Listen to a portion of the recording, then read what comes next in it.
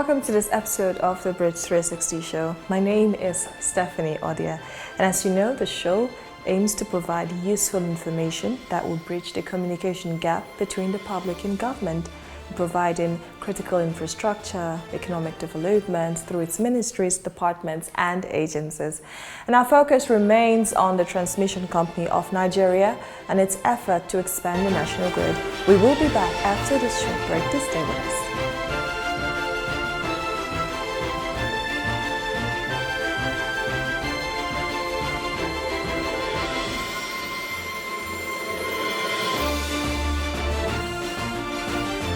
The Nigerian electricity grid is a network of electricity transmission lines connecting generating stations to distribution load centers across the entire country. And the grid is designed to operate within stability limits. Now, whenever the grid operates out of the stability limits, it becomes unstable and leads to a grid collapse.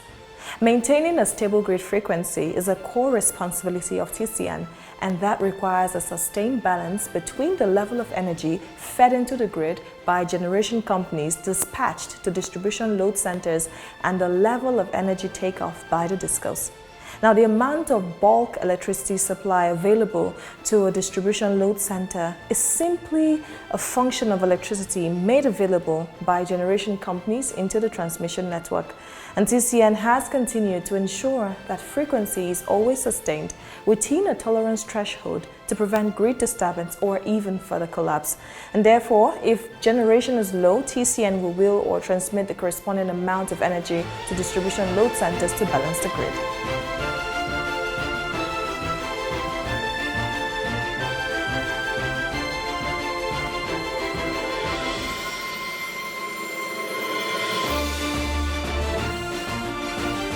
Welcome back from that short break. Now, there are two sections of the transmission company of Nigeria responsible for conducting, reconducting, and general maintenance of the transmission lines. One is system lines and the other is live lines. The former works on off-circuit while the latter works on energized circuit.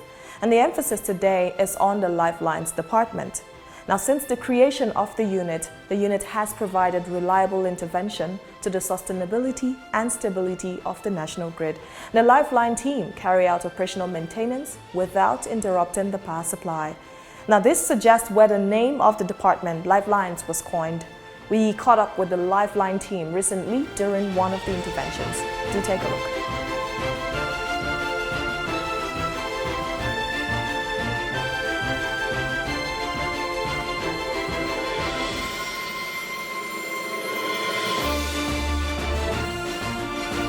We normally use this capstan to lift all our materials up to where we want to work. In addition to this, we all need to know that this work is being done without power interruption. It's being done live.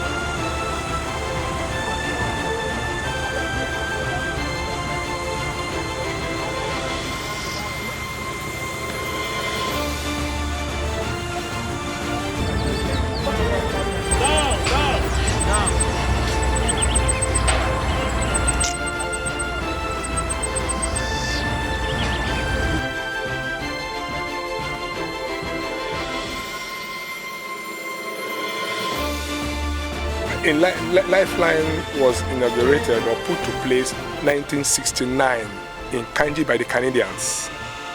The Canadians put together 1969 in Kanji, and Kanji was just a temporary base for the Lifeline crew then. So after some times, they decentralized them, moved to Oshogbo 1973. Oshogbo have its own base in 1973 in Oshogbo. They were there. After a while, they now moved again to Kaduna in 1980. Kaduna own was inaugurated in 1980, Oshogbo own 1973, and the purpose of doing this was to make the job easier for the boys or for the men, because those ones in Kaduna, they handle the Kaduna Axis. Those ones in Oshogbo handle the they handle the southwest east region, as the case may be. And we handle 132 individually. That is, Oshogbo handle their 132, Kaduna handle their 132 in northern region, while Oshogbo handle their 132 in southwest region, as the case implies. And we come together like this, as you have seen. We come together like this on 330 job. 330 cannot be handled by a crew because of the volume of 330 job. So 330 job is handled by both crews. We call it combined job. In 330, when we come together like this, as you have seen now, we handle the job together. And we are presently on Bini Omotosho, Bini Egbe, B5 and B6N. There's nomenclature, as the case may be. And as we've heard my boy said, we are Lifeline. We work on interrupted supply. We don't interrupt power when we are working. We work while the power are on. By His grace, I'm a trained Lifeline man. The Canadians trained me. For good 6 months, I was under tutelage of the Canadians for Lifeline job. So this is not a pushover. The authority have really tried for us, especially myself, because I undergo training for good 6 months by the Canadians. So we are talking of experienced Lifeline men here now. We handle the job alive without interrupting power supply. And we have two methods of the job. We have bare hand method. Bare hand method is a method you go on bare hands. We use bare hands we call it bare hand methods. And we have stick method. So presently, what you are seeing us doing now, we are doing stick methods.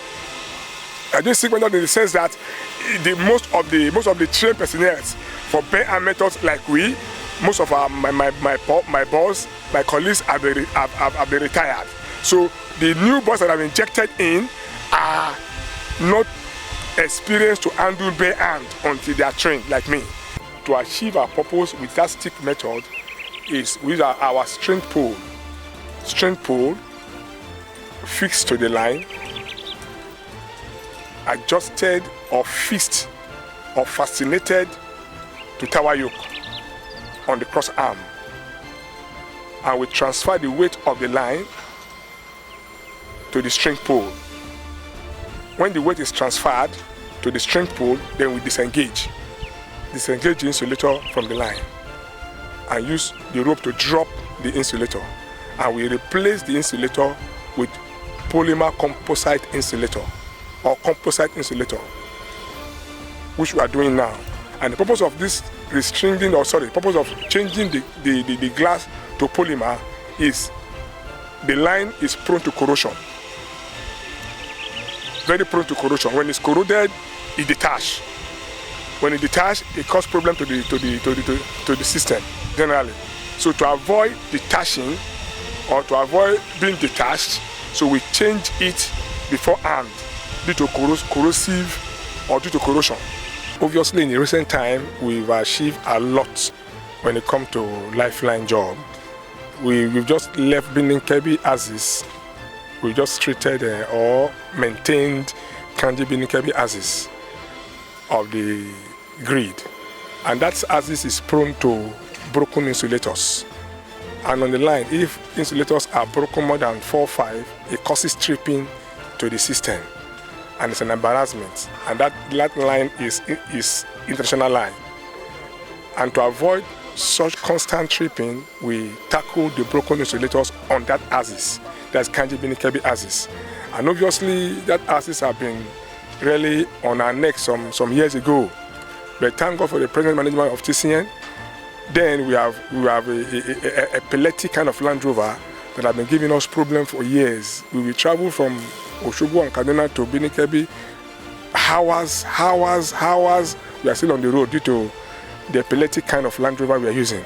But thank God, they give us new ELOS to ease our hours of traveling from long distance, and obviously we are really getting it easier. And new boys have been injected to Lifeline to make the job easier than we can imagine. That is Binikebi axis. When it comes to the southern axis, now, as you can see, we are right now in Benin. We are in Benin, handling Benin Omotosho, Benin Egbin, B5N and B6N. In this axis, it's not like Binikebi axis. This axis is prone to corrosion. In this axis, we handle corrosion, not like the north, which is broken due to their harsh temperature. But here, we handle corrosion due to our temperature and our atmosphere here. The lines or the conductor, the insulator spindles is prone to corrosion. So when it's corroded, it detaches. So when it detaches, it causes tripping to the system or to the grid entirely. So to avoid that, the management have sent us here to make sure we change glass insulator to polymer composite insulator to avoid that constant corrosive insulator. Because when it's corroded, it detaches. And when it detaches, it causes embarrassment to the grid. So we are here presently now, as you can see us, here in Benin Omotosho, Benin Egbin, to change corroded insulator to polymer composite insulator, as you can see. That is what we are presently doing. And we are also in Lagos to attend to a problem very close to cement producing company. In addition to what I've just said, part of our achievements, recently we experienced tripping in Egmi Ikeja West, where the line passed through cement factory and one of the steel company. So the carbon from their company accumulated on the line and gave the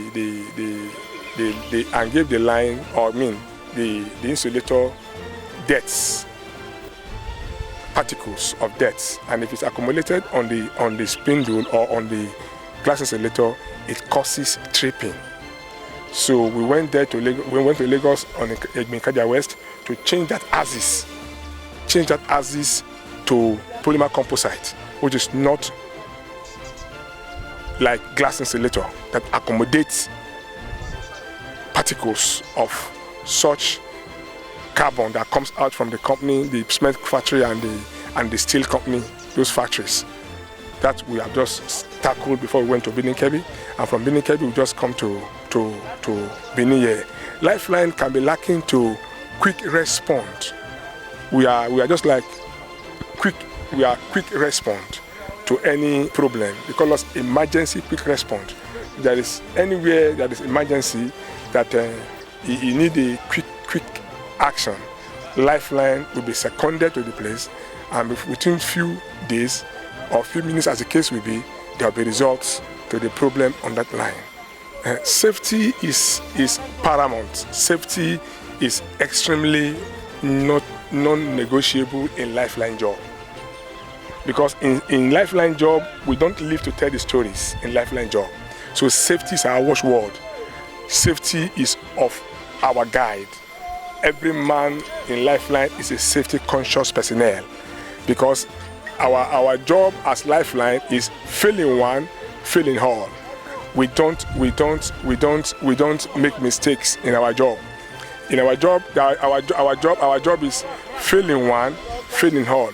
And in our job, safety is one of the things we take so much serious of. Everybody in Lifeline is a safety officer, because when you fail in one, any mistake you make as a Lifeline man, we are all roasted. The management have given us a very good helping hand when it comes to security. And you know, security in the country now, obviously, I personally will tell you, security is of God. But the management has given us their backup financially. So if any line we see us engaged in, there is financial obligations given us for security agents like vigilante in that area.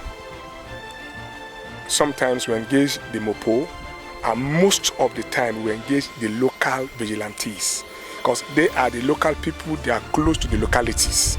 Their ears are on ground more than other people. So before we come to any line, many times we do a kind of surveillance, meet the local vigilantes. Financially, we give them financial assistance, so they give us a kind of information of the area and still back us up with their guns. And most of the time we go with them unannounced, and the management is financially helping us to tackle that when it comes to security. That's one. Another security again we really want to talk about is the security on the highway. Obviously, we really give God the glory, because all this time we've been traveling to north, to south, to west, to east. Sometimes we travel all through the night. We are on the way just to make sure we get the job done. God has really been on our side. God has been helping us to, when it comes to that security aspect of it. And we can give kudos to the management too for the financial obligations. They give us security funds, which we really tackle the security aspect of the job. We engage local vigilantes and make sure they give us information before we get to the point, and they be on ground. Obviously, we appreciate our management, the person of Engineer Suleiman Abdulaziz, for his financial backing he has given to the Lifeline. Obviously, traveling to the east, to the north, to the south, to the west, it is really financial eating up. So financially, or financial obligation, the management of TCN, led by our amiable MD, the person of Engineer Suleiman Abdulaziz, have done a very good job for us. Obviously, my crew, that is Kaduna and Oshogbo crew, as you see on the job now, they are the best. When I say the best, obviously, at odd hours, sometimes we are on the line. At odd hours, we are on the road. At odd hours, sometimes you see us traveling from one place to another to achieve our purpose and achieve our goals. So in fact, the boys are doing great job. Kudos to my boys, both the one in Oshogbo and both the one in Kaduna. They are really giving a kind of helping hand. Like our job in Lifeline is sacrificial, like a sacrificial job, where you wake up in odd hours, you are already on the line. By 6:30, 7, you are already in the bush. So I really give the boys kudos for already putting their best on the job.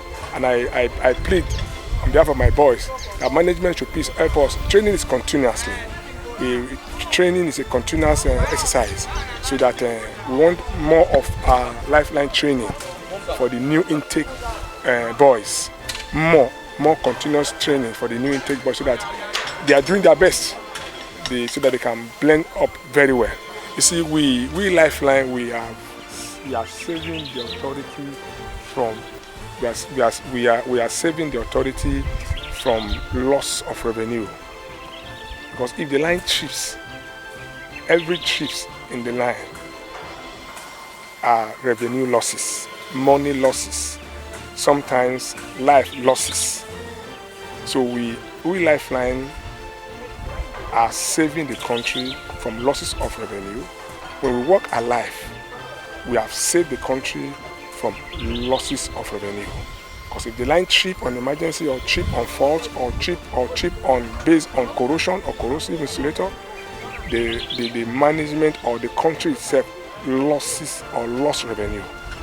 So our job as Lifeline, when handled or when the job is handled alive, we save management from revenue losses.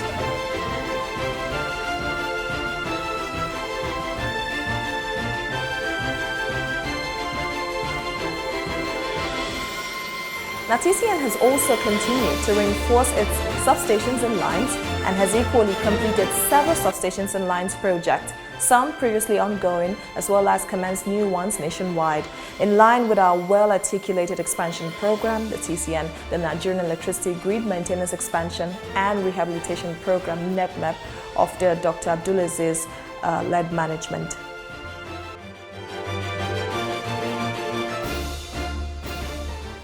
And that's the much we can take on today's episode. This is where we draw the curtain on the Bridge 360 show for today.